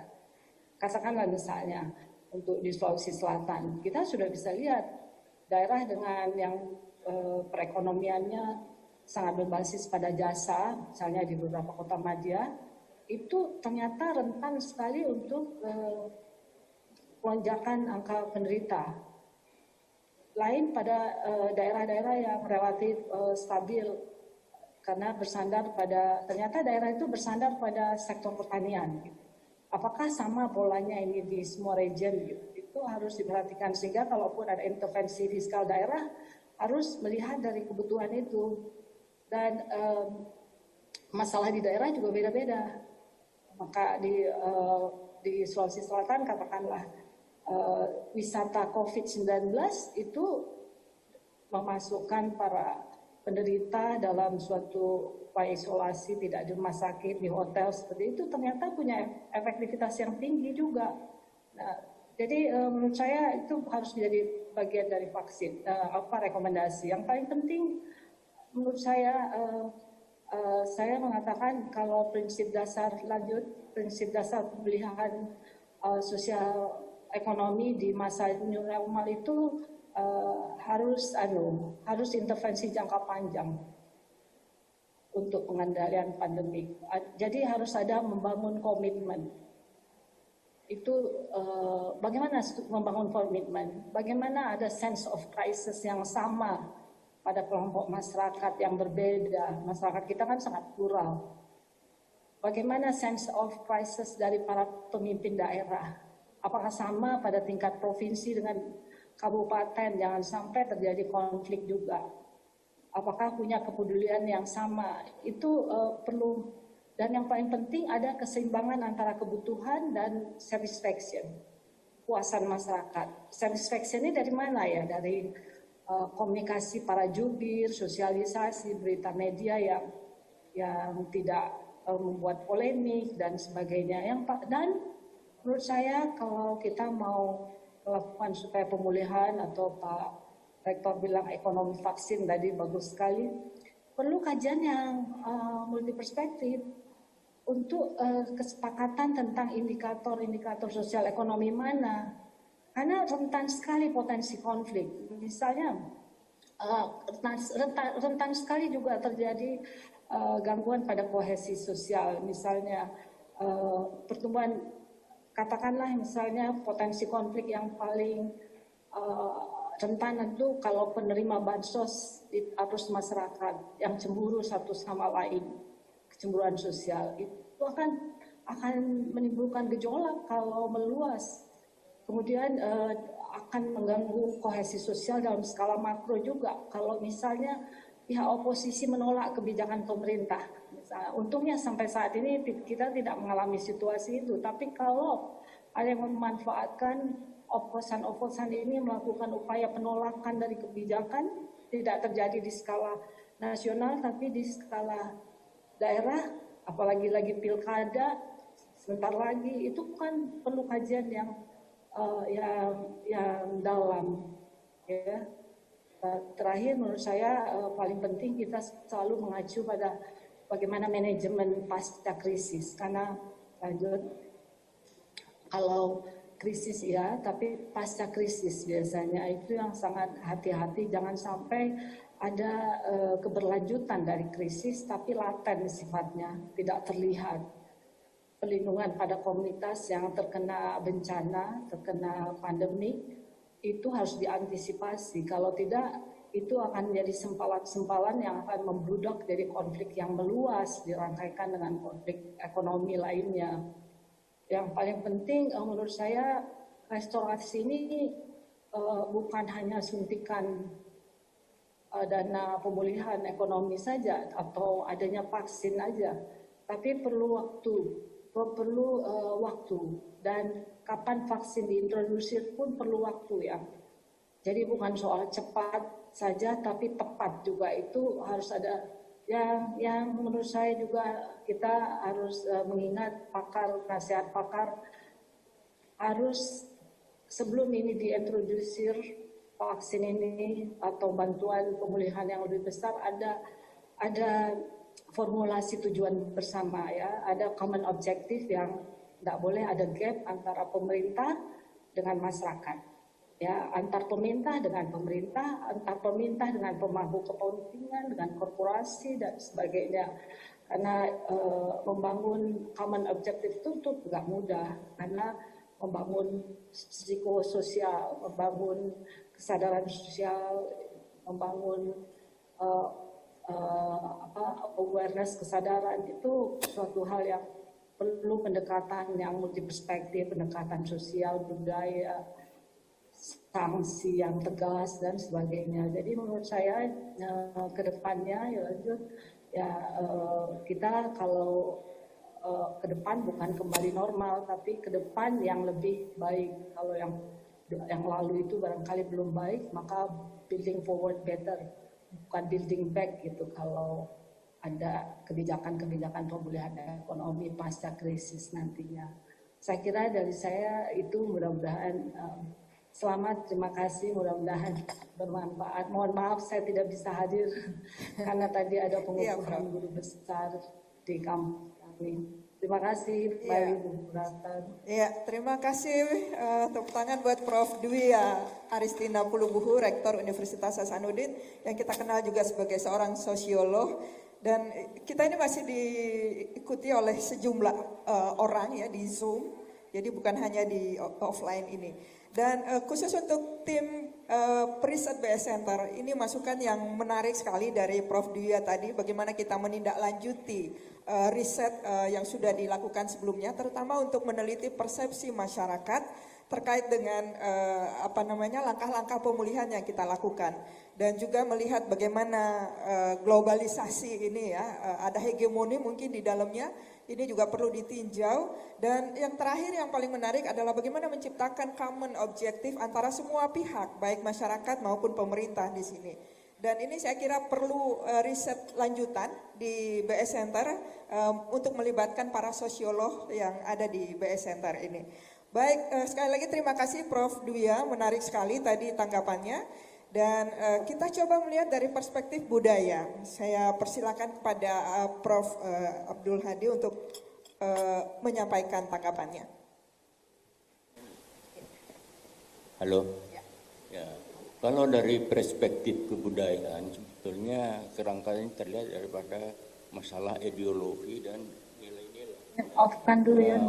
Masalah ideologi dan nilai-nilai dan bagaimana membentuk manusia yang sesuai dengan ideologi yang kita inginkan. Nah, kalau ideologi kita Pancasila, kita harus menyesuaikan dengan Pancasila, tapi Pancasila yang ditafsirkan pada tepat guna, gitu. Nah, saya ingin mulai pembicaraan dengan mengutip salah satu buku Francis Fukuyama yang terkenal ya, The End of History dan The Last Man itu ya. Bagaimana kemenangan kapitalisme itu sudah ada di depan kita semua ini dan berkembang menjadi globalisasi itu kan. Artinya manusia seperti apakah yang terlihat pada umumnya, terutama di kota-kota besar, di dalam masyarakat yang kapitalis itu, menurut Fukuyama kita melihat manusia yang berjalan tanpa kepala. Dia pergi ke pasar tanpa kepala, ke gereja tanpa kepala, ke masjid tanpa kepala. Artinya tak punya berpikir. Dia bergerak menurut rangsangan-rangsangan dari alam sekitarnya itu. Dan kemudian kalau udah lihat dari perspektif neoliberalisme itu kan, manusia yang sehari-harinya itu bertransaksi melakukan transaksi keuangan sehingga dia lupa segala-galanya, dia mabuk di situ, tidak berpikir. Jadi artinya zero mind itu. Alat untuk zero mind itu kalau dilihat dari bukunya Alan Bloom itu adalah musik rock di tahun 70-an itu, musik rock bersamaan dengan The End of Ideology-nya Daniel Dahl itu ya. Nah, itu. Nah, pada saat itulah ketika The End of Ideology terjadi, krisis identity. Krisis identity untuk orang Amerika adalah krisis etos protestanisme yang melahirkan kapitalisme. Kapitalisme awal itu dimulai dengan kerja keras, kepercayaan pada kerja keras sehingga memberikan satu nilai pada manusia yang besar. Tetapi manusia kapitalis 70-an di Amerika bukan manusia yang hedonis, yang konsumtif, boros, tidak ekonomis gitu ya. Jadi artinya dia sudah kehilangan identitas. Itulah bahaya yang terjadi juga di negeri kita, krisis identitas itu. Nah, ya, itu yang kedua, yang pertama ya. Jadi pada tahun 89, 3 tahun sebelum Fukuyama terbit bukunya itu kan Margaret Thatcher dan Reagan itu kan mengasaskan sistem pasar bebas kan, neoliberalisme yang berasal dari sistemnya Hayek ya dan Friedman gitu ya, yang anti regulasi ya, kemudian anti regulasi, selain itu anti proteksi ya juga ya, sistem dan ini kan negara itu dipersempit kekuasaannya hanya untuk mengurus masalah ekonomi saja. Negara tidak mau mengurus soal pendidikan lagi, soal diserahkan pada swasta pendidikan nantinya begitu kan pendidikan. Jadi sistem nilai-nilai itu tidak dilakukan secara maksimal oleh negara. Makanya nanti negara itu menjadi negara yang minimalis gitu ya, negara minimalis ya, hanya mengurus satu sektor saja dari kehidupan kita ini. Ini yang sedang terjadi ya. Nah kita beralih ya ke kapitalis. Setelah itu juga tahun 1989 90 Uni Soviet bubar kan. Artinya satu ideologi besar kok bubar tiba-tiba. Ada apa di belakang itu semua? Ada konspirasi apa di belakang itu semua? Kemudian yang ketiga ya, kapitalisme memperoleh kemenangan karena ada. Jadi itu ya kerangka ideologinya. Nah sekarang kita beralih ke tahun ketika corona itu berhasil. Ada satu tulisan yang menarik ya dari seorang filosof dari Bosnia namanya Ferit Mohik itu. Dia menulis buku banyak tentang krisis identitas itu dan siapa sebetulnya berada di belakang. Jadi kekuasaan tersembunyi yang tidak tersembunyi di balik musibah corona ini. Kekuasaan yang tampak tapi tersembunyi. Jadi itu ada. Salah satu tulisannya berkaitan inten, judulnya gini, kuasa tersembunyi di balik pandemi COVID-19. Dalam tulisannya itu dia mengatakan bahwa COVID-19 adalah alat dari penguasa yang tidak terlihat. Untuk menguasai dunia, terutama khususnya di bidang keuangan, ekonomi, dan politik. Nah, iya itu. Jadi COVID-19 itu sebagai alat yang mudah menyerang generasi tua. Karena itu diperkirakan seperti dalam wabah flu Spanyol itu, sepertiga dari penduduk dunia akan menjadi korban. Karena inilah usia yang harus dihapus karena menghambat proses pengalihan nilai-nilai, proses transformasi nilai pada generasi muda, yaitu generasi milenial sekarang. Tujuannya kan sebetulnya untuk membangun bagaimana generasi milenial ini menjadi generasi yang zero mind, yang tidak berpikir. Dia seperti manusia yang digagaskan oleh Skinner, seorang ahli psikologi ya juga yang wafat pada tahun 90 itu. Dia mengatakan bahwa manusia itu, dia bertanya, manusia itu apakah mesin yang berpikir atau tidak? Ingatlah, mesin yang berpikir atau tidak? Tidak. Manusia tidak pernah berpikir. Dia cepat tunduk, patuh kepada rangsangan-rangsangan yang datang dari luar. Jadi rangsangan dari sistem alirannya itu behaviorianisme namanya itu ya, aliran tingkah laku itu. Nah, dia ingin membantah pernyataan Descartes yang mengatakan cogito ergo sum, manusia itu makhluk yang serba rasional, serba berpikir kan. Peradaban barat, peradaban modern itu kan menyatakan dirinya peradaban yang menang, kemenangan rasionalisme terhadap ini. Tetapi dibantah oleh Schopenhauer, dia mengatakan yang menang adalah kekuatan-kekuatan irasional, bukan rasionalisme.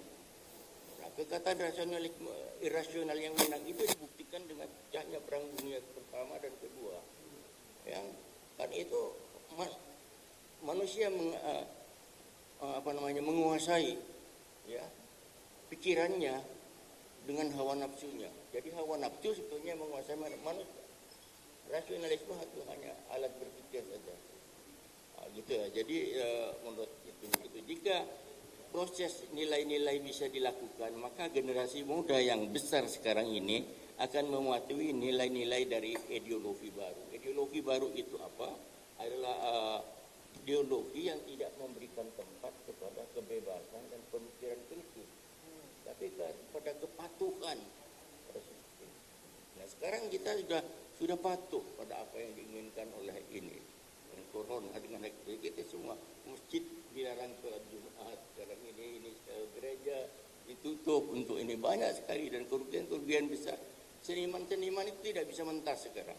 Penari-penari, teater, segala macam grup teater itu kan bukan hanya itu ya. Jadi banyak sekali. Dukun-dukun itu tak ada yang mau datang. Siapa yang mau datang ke dukun-dukun itu? Nggak ada kegiatan sosial. Ini segala macamnya itu di Afrika. Nah, setelah menyebar ya COVID itu menciptakan satu pertarungan sengit yang tampak antara kuasa lama dan kuasa baru yang tersembunyi. Dua-duanya tersembunyi, kuasa lama dan kuasa baru yang tersembunyi, terutama di bidang keuangan, ekonomi dan politik. Tapi siapa ini? Nah itu ya. Nah itu tidak hanya terjadi di lapangan ekonomi dan kesehatan, tetapi juga tapi juga di lapangan politik, di lapangan hukum, di lapangan kebudayaan, di lapangan wacana. Maka tidak heran kalau misalnya itu wacana sekarang itu persaingan terbesar di atas itu. Kalau di dalam bidang ilmu-ilmu humaniora ya, dalam ilmu sosial dan humaniora itu adalah pertarungan dalam masa Perancis dan masa Amerika. Postmodernisme itu, post-truth itu yang disebutkan. Mana fiksi dan realitas itu kabur kamunya dalam bidang ekonomi itu. Manusia hanya dikuasai simulakra, image-image yang bertebaran ini. Jadi manusia tidak punya kesadaran sebab iya salah satu itu ya. Nah inilah yang disebut corona.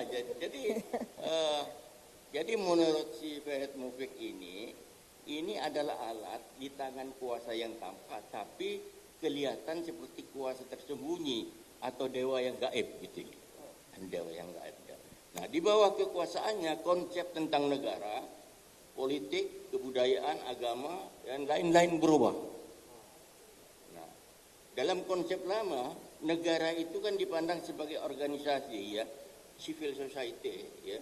Yang pemerintah itu kan diambil dari civil society untuk mengatasi state of nature of state, jadi masyarakat yang tidak punya organisasi seperti civil society itu seperti NU, Muhammadiyah, gereja gitu segala macam itu.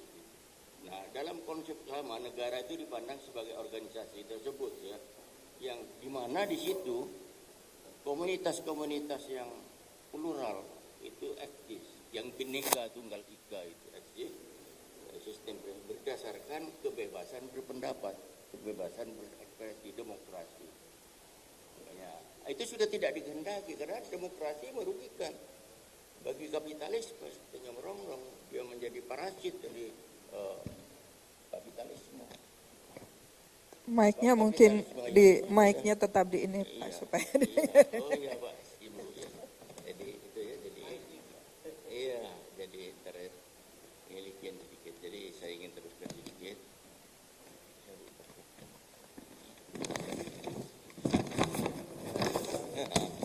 Nah, kegiatan seperti seni itu lockdown ini sekarang ini yang dilakukan umat manusia disebut sebagai satu mesin pelatihan manusia untuk tunduk kepada aturan-aturan baru itu. Mesin pelatihan. Sejauh mana manusia sabar, itu manusia bisa mengatasi dirinya, kata COVID itu. Tetapi kalau dia tidak sabar, dia akan melanggar aturan-aturan protokol kesehatan. Dia akan terjebak kepada pertarungan antara dua kepentingan itu. Nah, jadi para pakar ekonomi keuangan seperti Anda ini, pakar saham, itu melihat ini sebagai kerugian besar. Ya tidak, itu. Tetapi oligarki yang berada di balik sandiwara ini memperoleh keuntungan besar, khususnya politisi dan oligarki keuangan. Nah itu, jadi resim keuangan ini pada gilirannya dengan dibantu oleh buser-buser mereka bidang kesehatan. Iya, jadi ya kan itu seperti gerakan postmodernisme. Iya. Nah, seperti gerakan postmodernisme ya dalam ilmu sosial dan humaniora itu ya.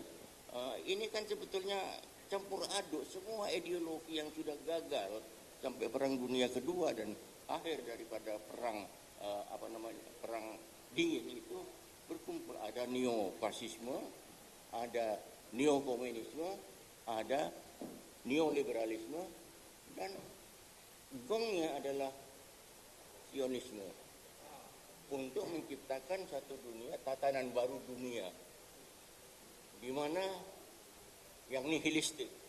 Maksudnya nihilistik itu kebebasan berekspresi itu diatur sedemikian rupa. Kalau LGBT itu disebut kebebasan berekspresi. Tapi sholat di masjid itu kebodohan. Gitu. Jadi memang nilai-nilai ini dikuras sedemikian rupa untuk mengkan ini karena kuasa dunia. Oke. Nah, para pakar agama, para pakar agama seperti ahli eskatologi itu dia merujuk kepada the end of history itu ya, hari kiamat di dunia itu yang ditandai dengan di dalam kitab Wahyu dalam perjanjian baru itu binatang ya bertanduk yang dikendari oleh seorang wanita yang membawa anggur begitu yang disebut perempuan Babylon gitu ya, yang 7 tanduk negara itu adalah negara-negara sekuler yang menguasai dunia ini yang tunduk kepada bintang Fir'aun. Oke. Jadi itu ya. Jadi bagaimana sekarang kita melihatnya? Sekarang saya teringat dengan satu mantra ya, jampi-jampi yang ditulis oleh Sunan Bonang itu tentang dunia mantra tolak bala itu permohonan yang dipengaruhi diilhami oleh surah Al-Fatihah dan An-Nas di dalam Al-Quran itu untuk meneguhkan pendirian. Jadi jangan goyah, jadi pendirian itu jangan goyah, jangan lemah, karena nilai-nilai yang kita inikan itu lebih kuat. Jadi dan terakhir yang saya katakan, iya. Oke. Ini ada itu anunya itu, cuma saya tidak bisa membacakan ini karena bahasa Jawa saya Iya. nembang saya ya, Iya. karena kuat sekali. Jadi wabah penyakit ini sebetulnya adalah kuasa tersembunyi yang tidak tersembunyi. Itu saja. Nanti bagaimana mengatasinya itu adalah kemampuan kita mengorganisir Baik. itu, paradigma. Kita perlu paradigma baru dalam kehidupan kita. Oke, baik, Prof. Ya, ya. Terima kasih Profesor Abdul Hadi. Ini menarik. Jadi semuanya harus dimulai dari ideologi. Ideologi seperti apa sebetulnya yang kita anut sekarang? Karena menurut Prof. Abdul Hadi ini banyak orang yang berjalan tanpa kepala sebetulnya. Nilai-nilai di kepala itu sudah hilang. Dan kalau kita misalnya tidak melakukan pembaruan atau menggali kembali nilai-nilai ideologi kita, maka ideologi kapitalisme akan masuk. Dan negara kita menjadi negara yang menjadi minimalis, hanya berfokus pada masalah ekonomi gitu kan. Oke. Iya. Dan menurut Prof. Abdul Hadi bahwa COVID juga bisa dilihat sebagai pertarungan kekuasaan ya. Kuasa lama dan kuasa baru juga ikut bertarung yang sepertinya tidak tampak tapi sebetulnya tampak gitu. Ya, ini menarik saya kira. Agak berat ya sore-sore begini berdiskusi tentang filosofi seperti ini. Ya. Makin sore makin berat. Oke. Baik. Saya kira kita sudah mendapatkan 3 perspektif dari kajian yang disampaikan oleh BS Center ya. Kajian ekonomi, kemudian kajian sosiologi sendiri, dan kemudian dari budaya. Saya berpikir bahwa ini adalah sebuah riset awal yang rasa-rasanya menarik untuk ditindaklanjuti dengan berbagai perspektif tadi. Dan ini PR buat teman-teman yang ada di BS Center untuk melanjutkan riset-riset itu. Iya, kita ingin membuka diskusi tapi sayang sekali waktunya sangat sudah sangat menyita waktu, dan saya kira diskusi sore ini kita cukupkan. Dari tim BS Center juga sudah memberikan rekomendasi secara tertulis ya Prof, dan itu bisa diakses saya kira. Ini juga nanti bisa ditonton ulang melalui channel YouTube dari BS Center. Baik, terima kasih saya sampaikan pertama kepada Prof. Ari Kunchoro yang sudah berkenan untuk hadir pada sore hari ini. Salam kami buat seluruh sivitas akademika Universitas Indonesia, Prof. Dan juga Profesor Dwiya Aristina Pulubuhu masih bergabung bersama kami. Terima kasih banyak, Prof. Mungkin sudah ini ya. Iya. Baik, terima kasih, Prof. Salam kepada Sivitas Akademika Universitas Hasanuddin, dan mudah-mudahan kita bisa berdiskusi lagi di kesempatan berikutnya. Saya juga menyampaikan terima kasih kepada Profesor Abdul Hadi yang sudah hadir pada kesempatan sore ini, dan tidak lupa kepada seluruh yang hadir di ruangan ini dan juga yang mengikuti diskusi ini melalui Zoom meeting. Kami mengucapkan terima kasih sekali lagi, mohon maaf atas segala kekurangan, dan kita akan bertemu kembali pada kajian riset dari BS Center berikutnya. Sekali lagi Prof. Didin terima kasih juga, mohon maaf atas segala kekurangan. Billahi taufiq wal hidayah. Wassalamualaikum warahmatullahi wabarakatuh. Waalaikumsalam warahmatullahi wabarakatuh. Terima kasih untuk diskusi yang sangat menegangkan ini. Mudah-mudahan memberikan manfaat kepada kita semua. Namun yang pasti jangan dulu kemana-mana para pembicara yang ada di depan. Mohon tetap di depan dulu karena akan ada penyerahan plakat langsung yang akan diserahkan oleh Bapak Ahmadi Nur Supit. Kami persilahkan Pak untuk dapat memberikan plakat kepada para pembicara kita. Profesor Ari Kunchoro SEMA PhD selaku ekonom dan rektor Universitas Indonesia. Kemudian plakat berikutnya diserahkan kepada Profesor Dr. Abdul Hadi WM, budayawan, dosen Universitas Paramadina. Silakan masukin. Iya, plakatnya menuju ke depan.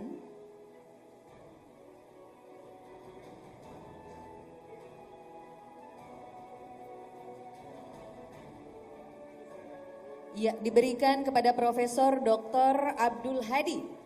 Ya, kami persilahkan.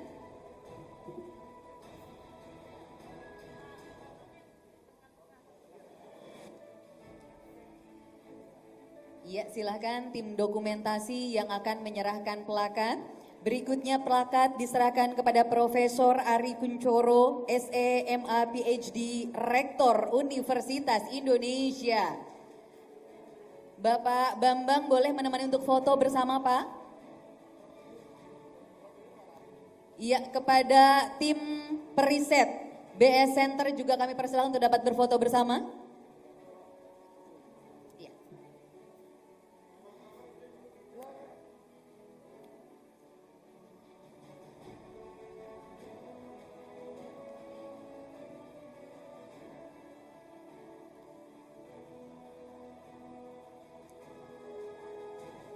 Iya, silahkan boleh berikan space terlebih dahulu ya, rekan-rekan media. Iya. Dan Bapak Ahmadi Nur Supit boleh satu lagi plakatnya untuk moderator Ibu Ana. Nah.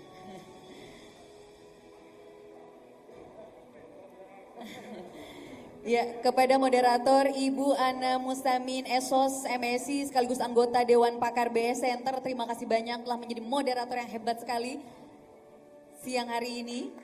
Ya, boleh berikan tepuk tangan Bapak Ibu yang kami hormati. Sekali lagi, ini adalah merupakan awal dari kegiatan Brand Society Center. Foto bersama kembali. Dan kami juga menginformasikan kepada seluruh tamu undangan yang hadir bahwa pada hari ini masih ada lagi satu buku yang launching, yaitu dengan judul Robohnya Asuransi Kami. Ya, Robohnya Asuransi Kami yang ditulis oleh Bapak Irfan Raharjo, dan buku tersebut juga masuk ke dalam goodie bag yang Bapak Ibu terima ketika di meja registrasi tadi. Sekali lagi terima kasih untuk kebersamaan, untuk kelangsungan acara pada hari ini, diskusi dan juga peluncuran buku, hasil riset dan kajian perdana Brand Society Center. Saya Kanesha Sastra Wijaya mengucapkan terima kasih banyak. Semoga kehadiran dari Brand Society Center betul-betul sesuai dengan visi yang dimiliki, yaitu menjadi bagian dari solusi permasalahan bangsa Indonesia di bidang ideologi, politik, sosial, ekonomi, dan budaya melalui kegiatan analisis, riset, dan kajian untuk mendorong partisipasi publik menuju Indonesia yang berkeadilan. Sekali lagi terima kasih banyak untuk perhatian Bapak dan Ibu. Terima kasih rekan-rekan media. Terima kasih kepada Bambang Susatyo beserta Ibu dan juga keluarga. Terima kasih untuk Brand Society Center, untuk para tim periset BS Center. Terima kasih kepada para pembicara dari diskusi dan peluncuran buku hasil riset dan kajian perdana BS Center. Terima kasih untuk The Courtyard juga. Saya Kanesha Sastrawijaya. Wassalamualaikum warahmatullahi wabarakatuh. Sampai jumpa.